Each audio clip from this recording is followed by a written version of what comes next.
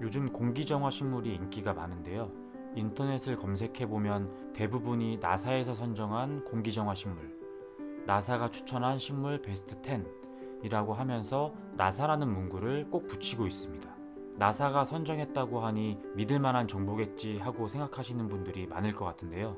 정말 나사에서 선정한 게 맞을까요?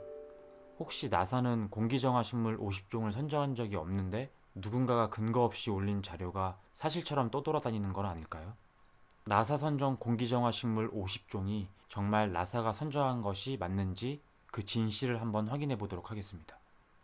80년대에 나사에서 공기정화를 위해 식물을 이용할 수 있는지 알아보는 연구를 진행합니다. 우주선처럼 밀폐된 공간에서 유해물질을 식물이 얼마나 제거하는지에 관한 실험을 했고, 이것을 토대로 1989년 보고서를 발표합니다. 이 보고서가 나사의 공기정화 연구, 실내 공기 오염물질 감소를 위한 실내 조경식물입니다. 그럼 나사 홈페이지에 들어가서 이 보고서를 한번 찾아보겠습니다. 이곳에서 검색해보면 나사에서 선정한 공기정화 식물 50종이라고 알려져 있는 그 연구 보고서가 나옵니다. 여기서 보고서를 작성한 연구자들이 나오는데요. 이 울버튼이라는 사람을 주목해 주시기 바랍니다. 먼저 이 실험에 대한 소개가 나오는데요. 요약하자면 70년대부터 에너지 효율을 높이기 위한 건물들이 많이 등장했는데, 그러한 건물들은 실내에서 공기순환이 안 되기 때문에 점차 실내 공기가 인간에게 유해한 영향을 끼친다라는 것입니다.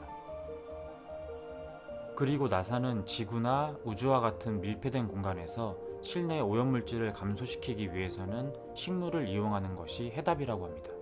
그래서 챔버 안에 식물을 넣어두고 오염물질을 정화하는 능력을 실험해보는 것이 이 보고서의 주된 내용입니다. 모든 실내 오염물질에 대해서 실험한 건 아니고 3가지 유해물질에 대해서만 실험을 했습니다. 그리고 이 연구를 위해 실험한 식물은 12종입니다. 이후에는 이 12종의 식물이 3가지 유해물질을 얼마나 제거해주는지 결과를 분석하면서 보고서는 끝나는데요. 마지막까지 공기정화 식물 50종은 나오지도 않습니다. 보고서에는 실험한 12종의 식물 외에 다른 식물은 전혀 등장하지 않았고 12종의 식물도 순위를 매기지는 않았습니다. 따라서 나사 선정 공기정화 식물 50종은 나사가 선정하지 않은 거짓된 정보라는 것을 확인할 수 있었습니다. 그럼 누가 왜 이런 거짓된 정보를 퍼뜨렸을까요? 장사꾼들의 상술일까요? 보고서 처음에 제가 주목하라고 했던 울버튼이란 사람을 기억하시나요? 이 실험의 책임 연구자였던 울버튼은 1989년 이 보고서를 발표한 뒤 1990년 나사를 퇴사합니다. 그리고 울버튼 환경서비스라는 회사를 창업한 뒤 식물에 대한 연구를 계속하는데요. 이후에 신선한 공기를 만드는 방법이라는 책을 발간합니다.